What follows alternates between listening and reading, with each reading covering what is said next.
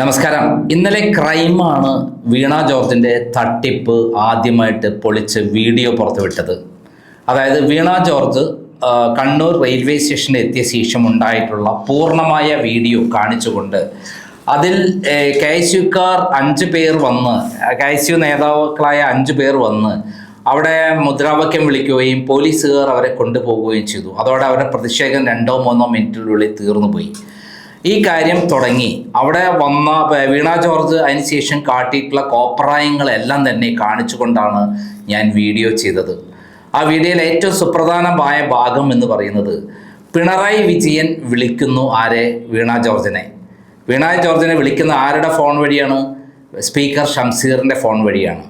അപ്പോൾ സ്പീക്കർ ഷംസീറിനോട് ആദ്യം തന്നെ കൃത്യമായി പറഞ്ഞു കൊടുത്തിട്ടുണ്ട്. എന്താണ് പറഞ്ഞു കൊടുത്തത്? ഇവിടെ ഇപ്പോൾ ഒരു അഭിനയിച്ചോളണം, പരിക്കേറ്റു എന്ന് പറഞ്ഞ് അഭിനയിച്ചോളണം. ആ അഭിനയിച്ചത് അപ്പം തന്നെ അവരെ ഹോസ്പിറ്റലിൽ മാറ്റണം.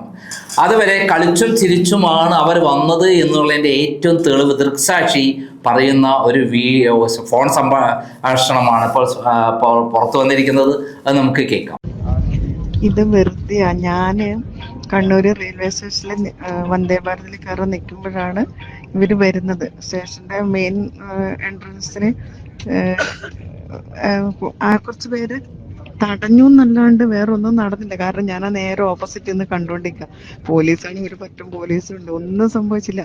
അവരതിന്നിട്ട് നടന്ന് സ്റ്റെപ്പ് കയറി 3ാമത്തെ പ്ലാറ്റ്ഫോമിൽ വന്ന് 10 മിനിറ്റ് കഴിഞ്ഞപ്പോഴാണ് വീൽ ചെയർ എടുക്കുക. അവർക്ക് കഴുത്തുവേദന ഉണ്ട് എന്ന് പറഞ്ഞിട്ട് വീൽ ചെയർ വന്നില്ല, മറ്റൊരു വേറെ വണ്ടി വന്നു. ആദ്യം വീൽ ചെയർ പോലീസുകാർ എടുത്തോണ്ട് വന്നു. അത് കഴിഞ്ഞിട്ട് മറ്റേ വണ്ടി വന്ന് അതിൽ കയറ്റിക്കൊണ്ട് പോയി.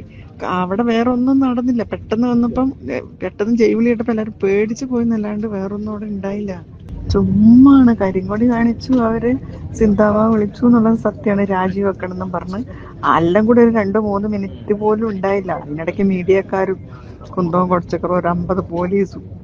എന്നിട്ട് ഈ പെണ്ണുങ്ങൾ നടന്ന് സ്റ്റെപ്പ് കയറി 3ാമത്തെ പ്ലാറ്റ്ഫോമിൽ വന്ന് വന്ദേ ഭാരതിന് അവർക്ക് C4 ആയിരുന്നു. അവിടെ വന്ന്, അതായത് ഞാൻ C9 ആയിരുന്നു, അവര് C4 ആയിരുന്നു. അവിടെ വന്ന് ഇരിക്കുന്നൊക്കെ കണ്ടതാ. ഒരു കുഴപ്പമില്ലാണ്. എന്തൊരു അഭിനയ ദൈവമേ. കേട്ടല്ലോ. അതായത് വീണ ജോർജ് വന്നത് മുതൽ അവർ ട്രെയിൻ കയറാൻ വരെ 3ാം പ്ലാറ്റ്ഫോമിൽ വന്നത് വരെയുള്ള കാര്യങ്ങൾ, ആദ്യം 3ാം പ്ലാറ്റ്ഫോമിലേക്ക് നടന്നു വരുന്നു, പിന്നെ ഇങ്ങോട്ട് മടങ്ങി വരുന്നു, വീണ്ടും അവിടെ പോകണു. ഈ സന്ദർഭങ്ങളിൽ ഒന്നും തന്നെ ഒരു കുട്ടി പോലും അവിടെ അവരെ ആക്രമിക്കാൻ എത്തിയിട്ടില്ല. പക്ഷെ പിണറായി വിജയൻ ഷംസീറിൻ്റെ ഫോണിലേക്ക് കൊടുത്ത് അപ്പോൾ അവർ പറയുന്ന വാചകം നമ്മൾ കേട്ടില്ലേ? എൻ്റെ കഴുത്തിന് ഇതുണ്ട്, നടന്നു വരുമ്പോൾ ഒരു വേദന ഉണ്ട് എന്ന് മാത്രമാണ് പറയുന്നത്. പക്ഷേ ഷംസീർ പറയാണ് പരിക്ക് പറ്റിയെന്ന് പറയൂ എന്ന് പറയുന്നത്. ആ ഭാഗം ഒന്ന് കേൾക്കാം. അല്ല സജീവട്ടാ, നിങ്ങൾ വരണ്ട, അഡ്മിഷൻ ആയിക്കോ. അല്ല, അഡ്മിഷൻ ആക്കാനുള്ള ഏർപ്പാടാക്കാം.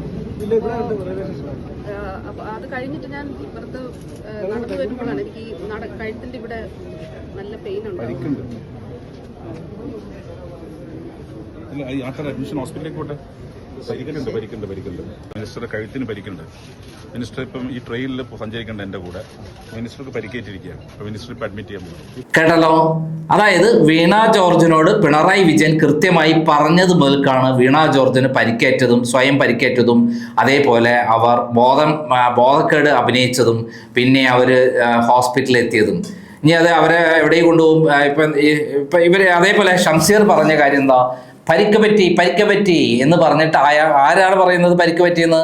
നമ്മുടെ ഷംസീറാണ് ആ കഥ ഉണ്ടായത്. ഷംസീറിനോട് ആരാ പറയുന്നത്? പിണറായി വിജയനാണ് പറഞ്ഞു കൊടുക്കുന്നത്. ആ പിണറായി വിജയൻ തന്നെയാണ് ഡയറക്റ്റ് അഭിനയിക്കാൻ വേണ്ടിയിട്ട് നമ്മുടെ നാടക നടിയായ നമ്മുടെ സൂപ്പർ താര നടിയായ നമ്മുടെ വീണ ജോർജിനോട് പറയുന്നത്. വീണ ജോർജ് അപ്പോൾ തന്നെ ബോധക്കേട് വരുന്നു. അങ്ങനെ അവരെ ഹോസ്പിറ്റലിൽ കൊണ്ടു. അതുവരെ ഒരു സൂക്കടുമില്ല, കളിച്ചും ചിരിച്ചും കൊണ്ടാണ് വന്നതെന്ന് പറയുന്ന സംഭാഷണം, അവിടെയുള്ള ദൃക്സാക്ഷിയുടെ സംഭാഷണം വന്നു. ഇനി വേറൊരു കാര്യം, അതിന് മുമ്പ് KSUക്കാർ വന്ന രംഗം നോക്കാം.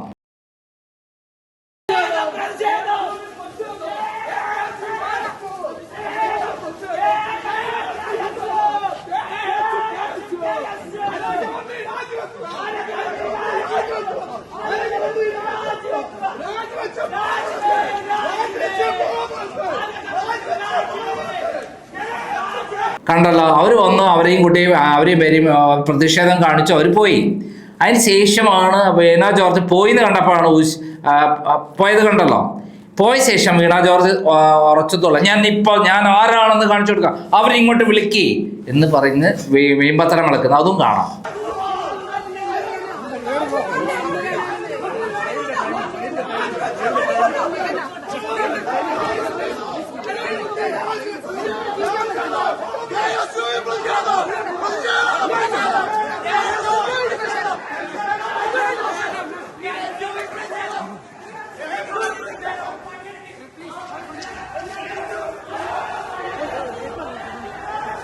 കണ്ട വീമ്പത്തരം വിളക്കിയത്.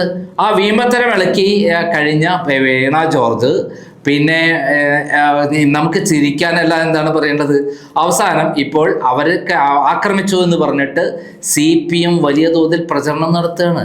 എന്നിടെ DCC ഓഫീസ് ആക്രമിച്ചു, പല സ്ഥലത്തും ജാഥകൾ നടത്തുന്നു, എല്ലാം കേരളത്തിൽ കംപ്ലീറ്റ് ഇളക്കി മറിക്കാൻ ഇത് ഉപയോഗിക്കാനായിരുന്നു ഈ ശ്രമം. പക്ഷെ 8 നിലയിലാണ് പൊട്ടിയത്. പിണറായി വിജയൻ ആസൂത്രണം ചെയ്ത, സ്പീക്കർ ഷംസീർ അതിൽ ഉൾപ്പെട്ട, വീണ ജോർജ് അഭിനയിച്ച സംഭവമാണ് ഇപ്പോൾ 8 നിലയിൽ പൊട്ടിയത്, ചീറ്റിപ്പോയത്.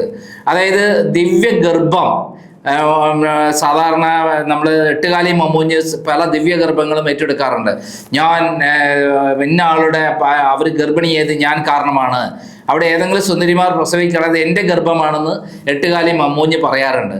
ആ 8 മമ്മൂഞ്ഞിനെ പോലെ ഇവിടെ സ്വയം ഒരു പരിക്കേറ്റതായി സ്വയം അങ്ങനെ ഒരു അഭിനയിച്ച് ഉണ്ടാക്കിയെടുത്തിരിക്കുകയാണ് ആര്, നമ്മുടെ വീണ ജോർജ്.